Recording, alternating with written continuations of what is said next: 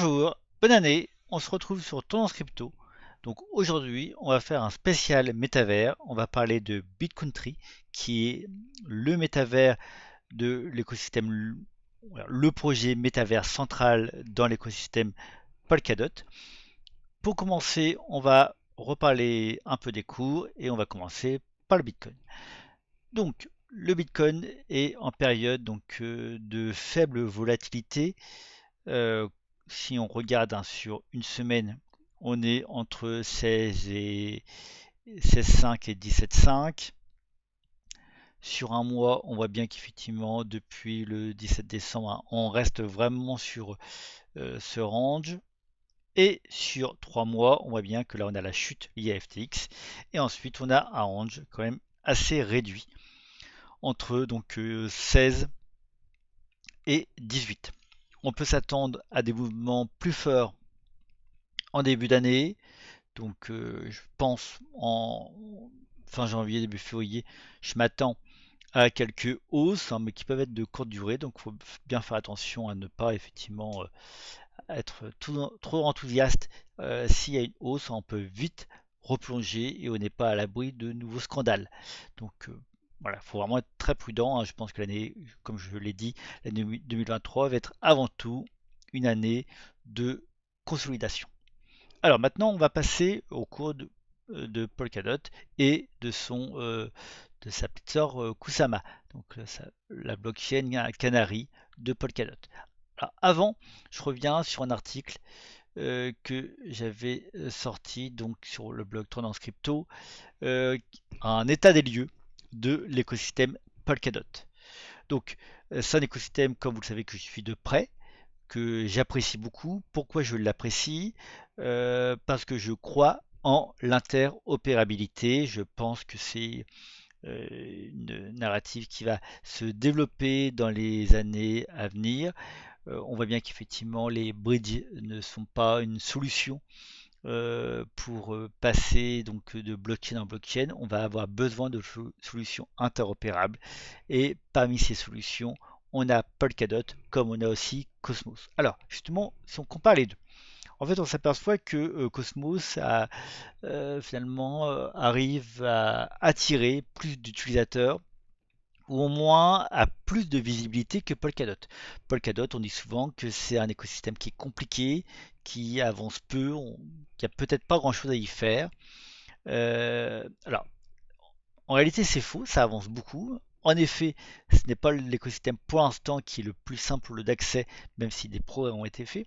Mais effectivement, il y a aussi des problèmes internes. Alors, j'ai fait un état des lieux peut-être assez dur, hein, mais parce que je crois en l'écosystème Polkadot, je pense que c'est la bonne direction et je me permets effectivement d'être dur envers cet écosystème. Comme on dit, hein, qui aime bien châtie bien, donc c'est ce que j'ai fait pour Polkadot. Alors, quels sont les problèmes? Alors, il y en a plusieurs. Donc déjà, le problème de l'interopérabilité, hein, cette promesse d'interopérabilité, en fait, elle n'est pas encore pleinement tenue, hein. Donc on a effectivement un protocole de communication entre les parachaînes, hein, donc les blockchains connectés au layer 0 que sont Polkadot d'un côté et Kusama. Je reviendrai sur le double système. Mais en fait, justement, ce protocole de communication, il est compliqué à mettre en place. Et à chaque fois qu'il y a une mise à jour, il faut à chaque fois que toutes les parachaînes, hein, se mettent à jour justement mutuellement. Donc c'est compliqué et donc il y a encore très peu de canaux de communication entre parachaînes. Donc ça, c'est quelque chose qui va être amélioré cette année, hein. On a le XCM V3 qui va sortir, qui va permettre de fluidifier tout ça. Mais pour l'instant, c'est une grande limitation. Autre problème, c'est le double système Polkadot et Kusama. Kusama, ça sert à quoi? C'est le Canary Network de Polkadot qui va servir à tester en live justement les nouvelles fonctionnalités avant qu'elles arrivent sur Polkadot. Le problème, c'est que pour l'instant, il y a peut-être trop peu d'utilisateurs, trop peu de liquidités pour finalement soutenir un double écosystème. Et donc, qu'est-ce qui se passe? Eh bien, les projets qui normalement ont vocation à se lancer en premier sur Polkadot, sur Kusama et ensuite sur Polkadot, eh bien, une fois qu'ils sont sur Polkadot, ils délaissent la partie Kusama. C'est assez lourd. au niveau économique, au niveau de la communication, d'avoir ce double système pour les projets. Et donc, on constate de plus en plus qu'il y a même des projets qui, finalement, ne passent pas l'étape Kusama et vont directement se déployer sur Polkadot comme parachaîne. Donc, c'est un problème, effectivement, qu'il va falloir résoudre.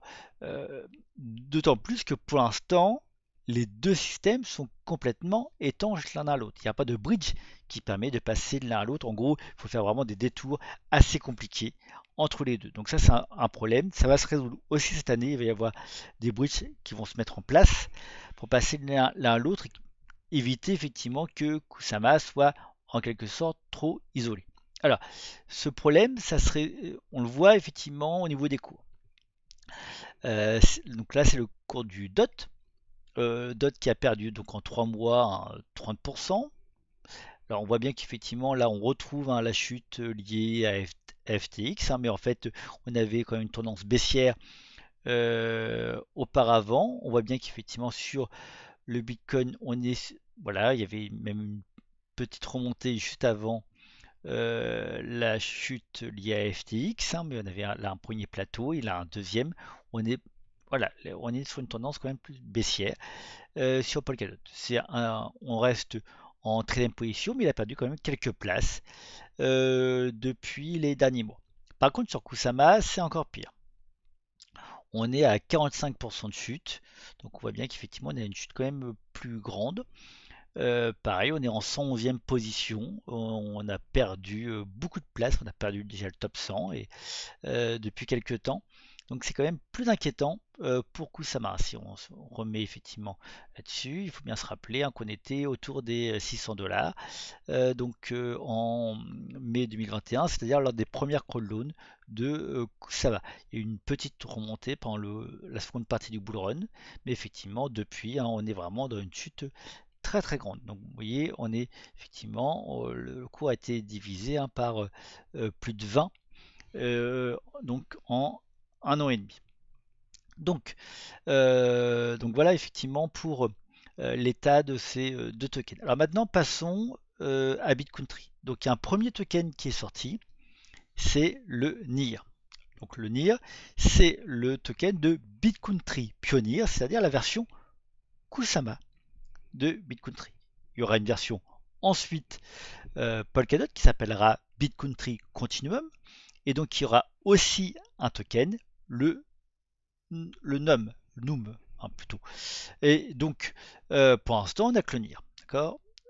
Donc si on regarde le cours du NIR, en fait, bon, il y a eu le dump lié au listing, ceux qui avaient le token ont en partie donc revendu très vite leur token, c'est quelque chose d'assez classique lors des listings, surtout quand il y a des tokens qui sont distribués en amont, liés à des pré-sales, etc.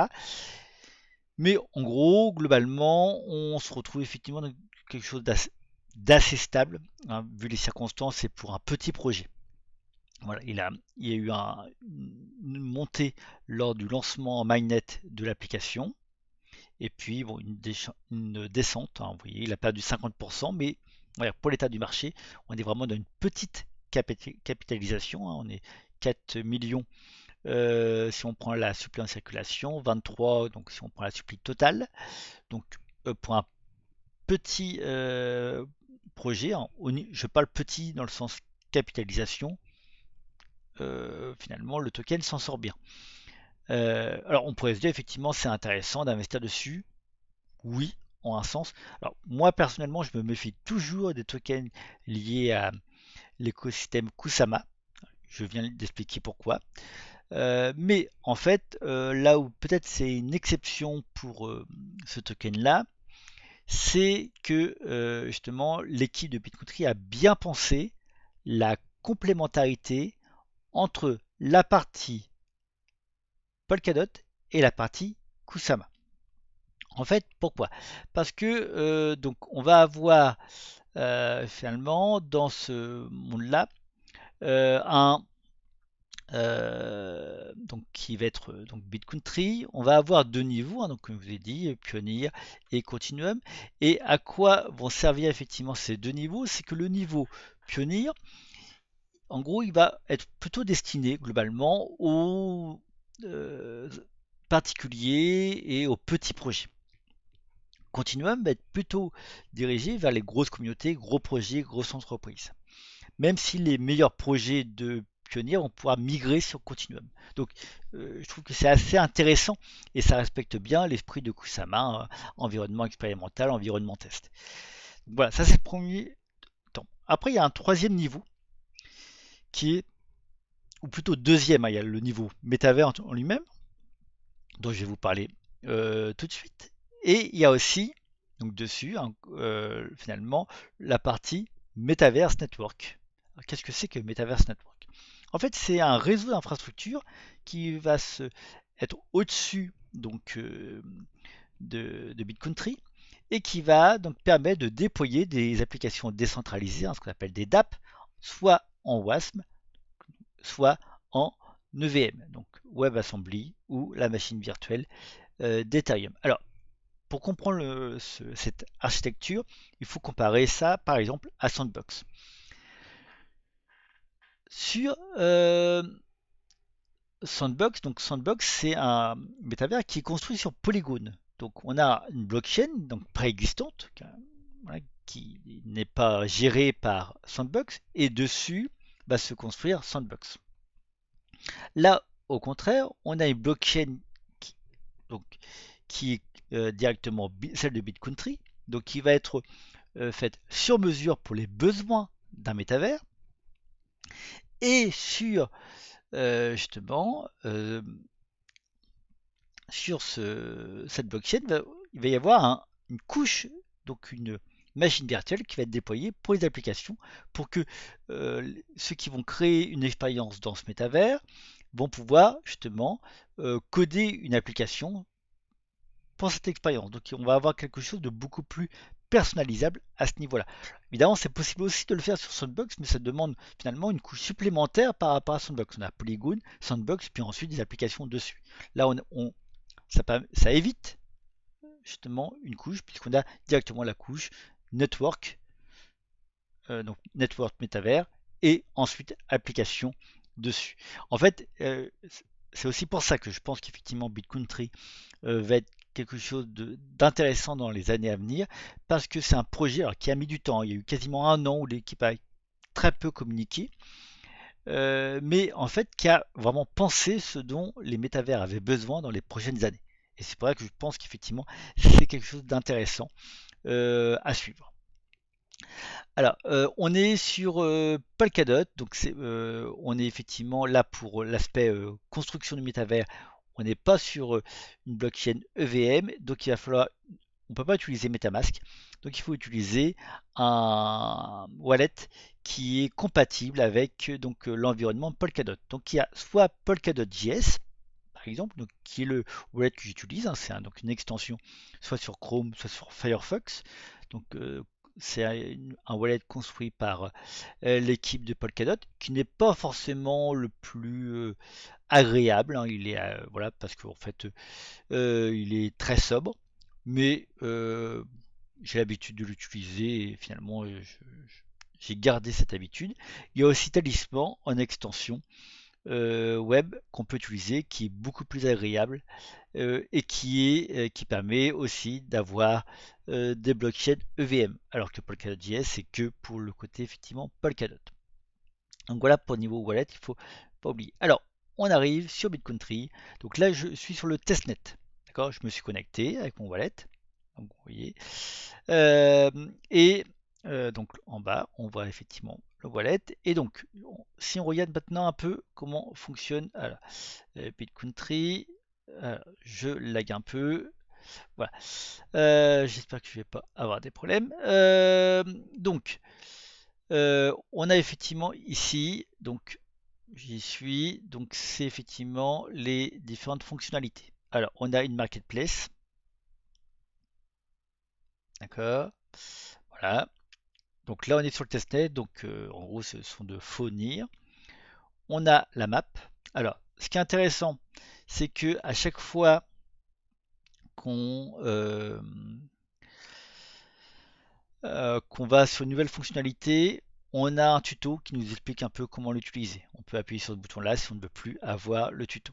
Donc là, on a la carte. Je vais y revenir à la carte après. Le staking. Alors ça, c'est important. Pourquoi? On peut staker donc soit du NIR, soit on peut staker donc des esthètes. C'est que ça va nous permettre de récupérer un troisième token dont je ne vous ai pas parlé, le bit. Le bit, c'est le fuel du métavers, ce qui va vous permettre de construire. Ça permet de construire quoi? Non, en fait, votre environnement dans le métavers. Et ça va permettre aussi de construire vos NFT.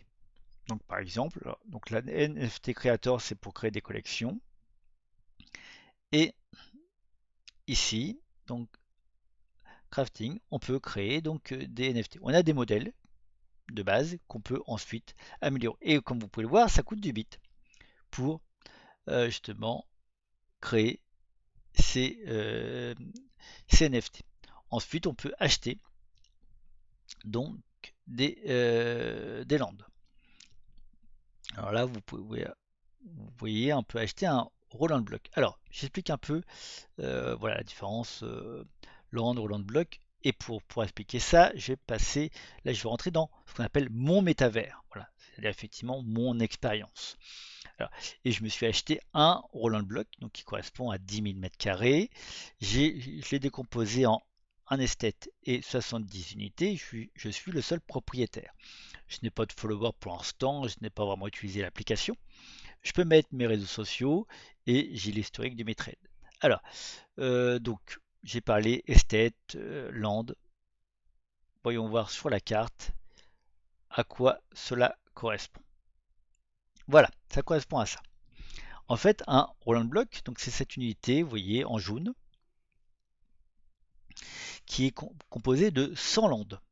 Ces landes, en fait, quand on achète un Roland Block, on va pouvoir justement, euh, en fait, euh, ensuite décomposer ce Roland Block, soit en 100 landes, soit prendre de plus grandes unités, donc ce qu'on va appeler des real estate.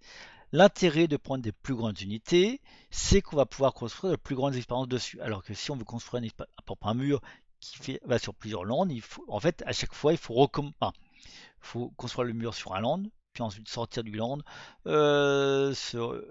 reconstruire. On ne peut pas le construire en continu, en gros. Donc c'est plus compliqué.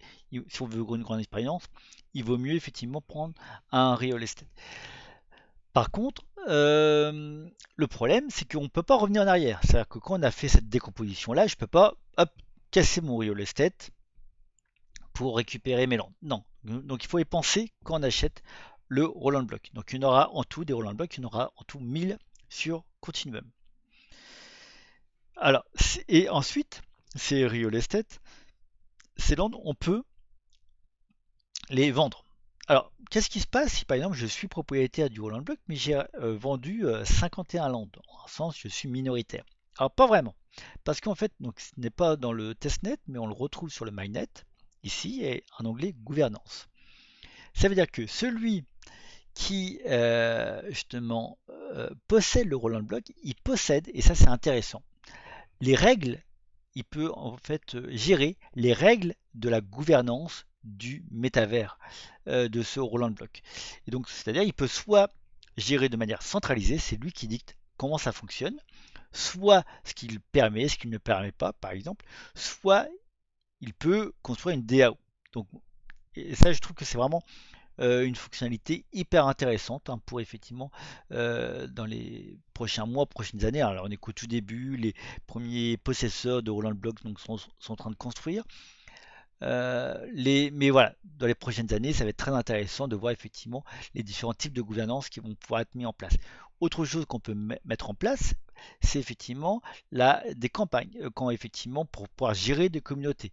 Donc là, on a le campaign manager, et donc, on va pouvoir créer des campagnes, par exemple des événements, des chasses au trésor, voilà, peu importe, en récompensant justement ceux qui font ces campagnes, hein.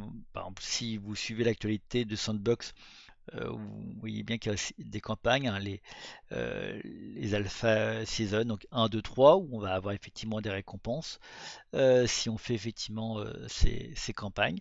Et bien là c'est pareil, on peut effectivement gérer sa communauté ainsi. Donc pour les créateurs, voilà, on a effectivement gouvernance et campagne, quelque chose de vraiment intéressant pour pouvoir justement gérer des communautés, gérer des clients aussi pour les entreprises sur ces expériences. On peut donc aussi, hein, dans les prochains temps, on pourra effectivement coder, comme je vous l'ai dit, des applications pour son expérience.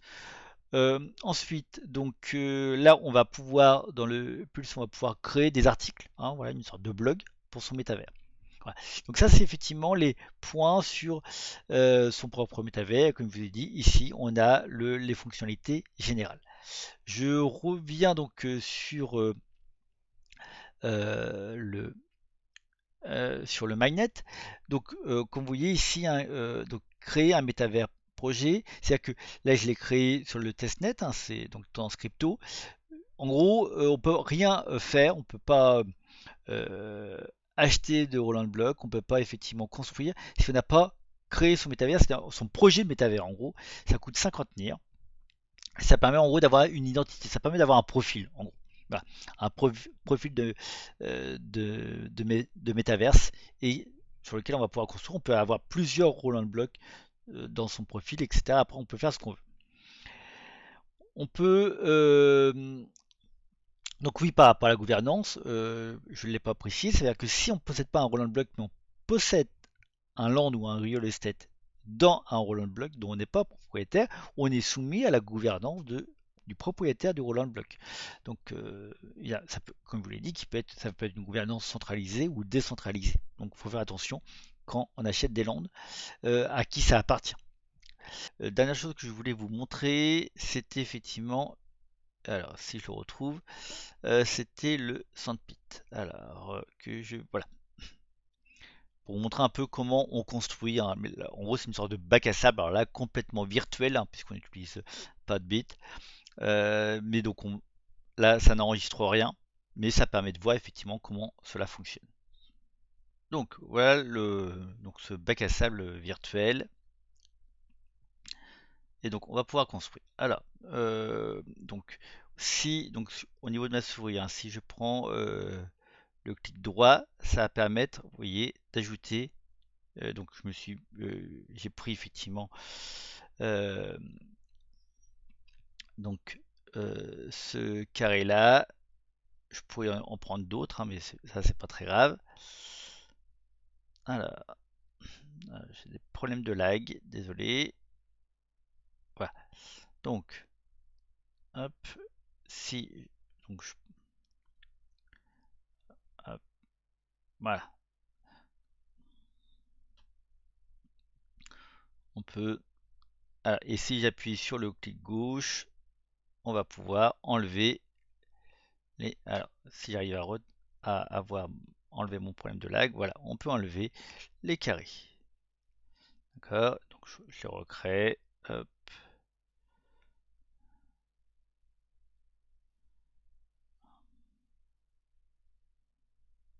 Donc vous voyez, au niveau de la construction, on est sur un schéma assez rapide. On peut même aller au-dessus si j'arrive à me positionner. Voilà. Non. Hop.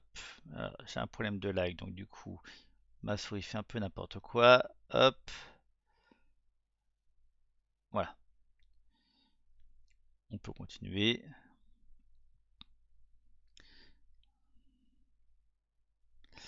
Et ensuite, ici, donc je peux me mettre sur le build mode. Donc pour aussi, donc je peux effectivement créer des objets que je vais pouvoir ensuite insérer dans l'environnement. Je peux aussi changer l'environnement. Vous voyez, hein, je peux effectivement prendre un environnement qui va être complètement différent en jouant sur les couleurs. Ah,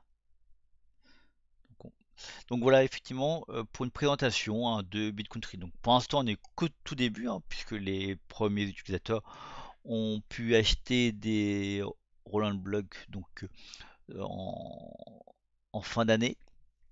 et donc sans doute sont en train de construire. Et donc on va pouvoir voir effectivement dans les prochains mois déjà des métavers en construction. Donc je ferai sans doute quand on aura un peu plus avancé une autre vidéo dessus pour explorer certains métavers. Comme vous le savez, c'est un thème que je suis beaucoup, je suis quand même pas mal de métavers et euh, j'attendais avec impatience la sortie de BitCountry, qui est pour moi sont un des grands métavers qui va se développer cette année et dans les prochaines années. Peut-être un des projets, peut-être un des seuls projets capables véritablement de concurrencer Sandbox, Decentraland ou CryptoVoxel, justement dans justement sa capacité à prendre en compte un certain nombre de dimensions, comme je vous ai dit finalement, gestion de la communauté, pouvoir effectivement créer des dates dessus, mais aussi avec déjà des partenariats assez forts. Par exemple, vous l'avez peut-être vu quand j'ai montré la carte du testnet, le KuCoin et Get ont déjà indiqué qu'ils vont créer un métavers sur BitCountry. Donc voilà, on n'est que pour l'instant sur des donc partenariats liés au marché crypto. On espère effectivement des partenariats avec d'autres entreprises comme sont capables de le faire Sandbox ou Decentraland, des entreprises donc qui n'appartiennent pas elles directement au Web3, mais c'est déjà quand même un très bon début. Donc voilà, c'est un projet à suivre. Si vous avez des questions sur donc BitCountry, n'hésitez pas à les poser en commentaire, le replay va être sur YouTube bientôt. N'hésitez pas à vous abonner à la chaîne et on se retrouve donc la semaine prochaine. Donc je vais reprendre un peu les lives plutôt d'actu et on fera un live. Donc je vais annoncer cela sur Twitter dès aujourd'hui. Donc mardi, un live avec l'équipe de Terra Bio DAO. On va parler des associations, et comment les associations peuvent utiliser les DAO et les blockchains. Merci, au revoir.